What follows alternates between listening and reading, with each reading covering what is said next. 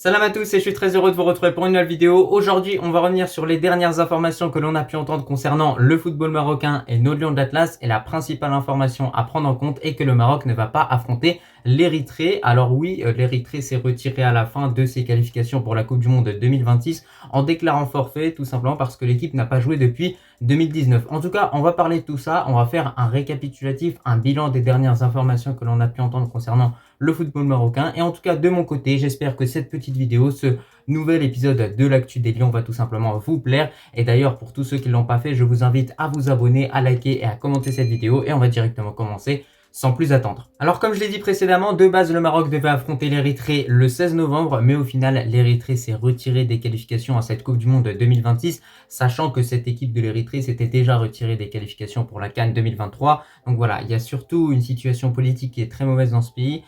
Les choses ne vont pas très bien, donc forcément je pense que le football n'est pas réellement la préoccupation de ce pays-là, et c'est pour ça qu'ils sont clairement retirés.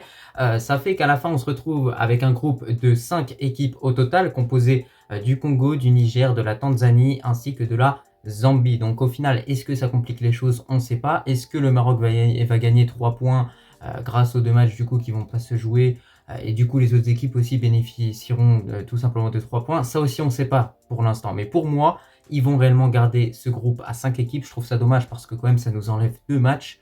Ce match face à l'Érythrée, il aurait pu nous permettre de mettre des choses en place face à une équipe qui va jouer avec un bloc bas, face à une équipe qu'on allait vraiment dominer pour voilà, un petit peu développer l'aspect offensif et ajuster ce qui ne va pas offensivement et améliorer l'animation offensive. Malheureusement, comme on joue pas contre cette équipe de l'Érythrée, va falloir essayer de trouver un autre adversaire et ça va être compliqué. Le pire dans toute cette histoire, c'est que ça nous est déjà arrivé justement de nous retrouver dans un groupe réduit pour ses qualifications à la CAN 2023 où le Zimbabwe a tout simplement été suspendu par la CAF pour plusieurs raisons. Donc voilà, c'est vraiment des raisons qui sont fondées. Là en revanche, on a juste l'Érythrée qui s'est retirée comme ça sans réellement donner de raison. Donc voilà, c'était quelque chose de prévisible honnêtement. Moi en tout cas, je m'y connais un petit peu vis-à-vis de ce pays-là et je savais qu'honnêtement, il y avait très peu de chances qu'on affronte cette équipe-là ou même qu'on se déplace pour les affronter chez eux.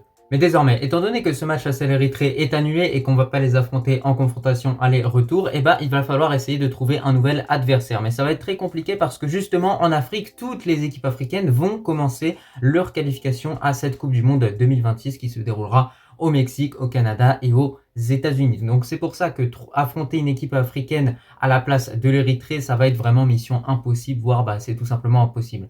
Donc va falloir essayer peut-être d'aller chercher un adversaire en Europe, en Amérique du Sud, ou tout simplement proprement dans notre pays, c'est-à-dire pourquoi pas faire un match amical à huis clos face au Wydad, face au Raja, face tout simplement à une équipe qui peut rivaliser avec l'équipe nationale, parce qu'il faut mieux ça plutôt que juste des entraînements. Moi en tout cas c'est mon avis, n'hésitez pas à me dire ce que vous en pensez en commentaire, mais pour moi, quoi qu'il arrive, même si on affronte le Wydad, au final j'ai envie de vous dire qu'il faut quand même s'entraîner, qu'il faut quand même être prêt pour la compétition, donc quoi qu'il arrive, il faut essayer de faire 2 matchs au total pour que les joueurs aient du temps de jeu, qu'ils puissent réellement s'exprimer sur le terrain et que tout simplement ce rassemblement de novembre soit bénéfique parce que affronter seulement la Tanzanie, je trouve que ça reste quand même assez léger même si certaines équipes africaines ont effectué qu'un seul match lors de leur dernier rassemblement comme par exemple le Sénégal qui a uniquement affronté le Cameroun en octobre. Après avoir parlé de ce match entre le Maroc et l'Érythrée qui est du coup annulé à cause d'un retrait de l'Érythrée, on va pouvoir maintenant se concentrer sur la deuxième information de cette vidéo qui est tout simplement le Ballon d'Or africain qui va s'approcher, qui va se dérouler du côté de Marrakech au Maroc. Donc voilà, ça fait plaisir. Je pense que c'est pas pour rien que ça se déroule au Maroc. Je pense que surtout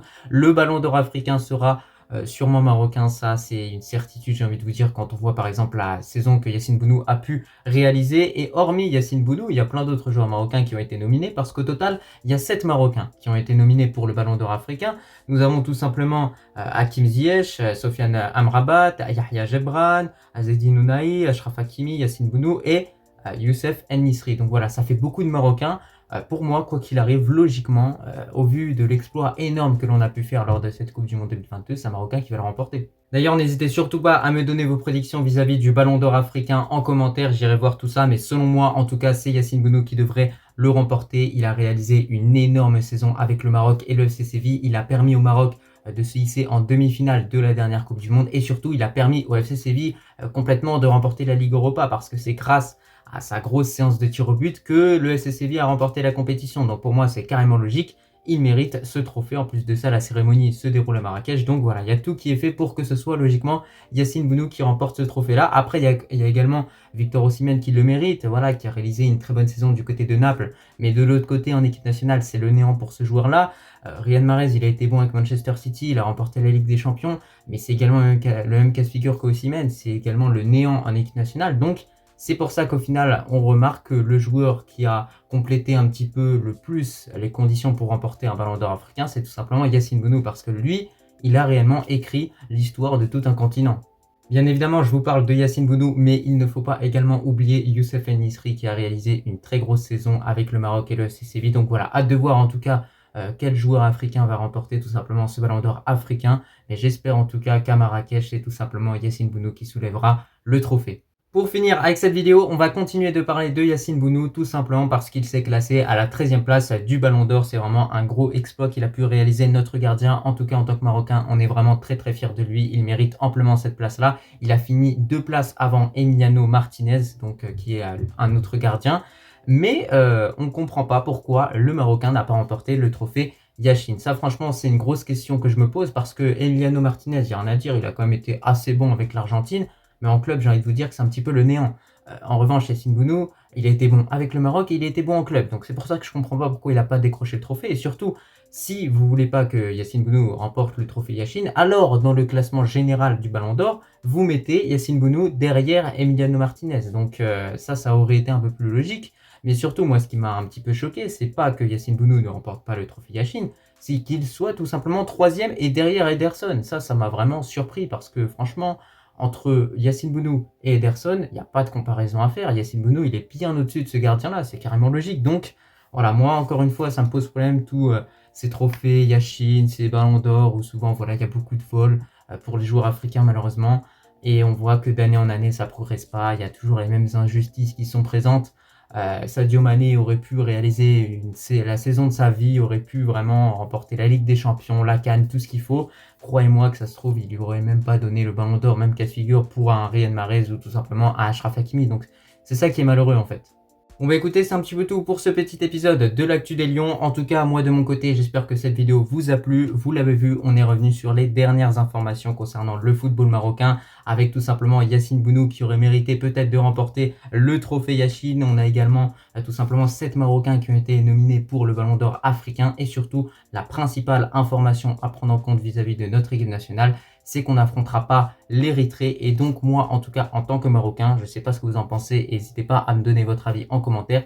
J'espère franchement que la fédération va essayer de trouver un adversaire pour tout simplement remplacer l'Érythrée, parce que ce serait bien d'avoir du temps de jeu justement à l'approche de cette CAN 2023 pour arranger les problèmes qu'il y a un petit peu dans notre équipe. Donc en tout cas, j'espère que ce genre de vidéo vous plaît, où je fais tout simplement un petit bilan, un récapitulatif des dernières informations que l'on a pu entendre. J'ai également essayé un petit peu d'améliorer l'éclairage de mes vidéos en achetant une nouvelle lumière, donc j'espère que ça vous plaît également. Et en tout cas, moi, je te remercie si tu as regardé cette vidéo dans son entièreté et je te dis tout simplement à la prochaine.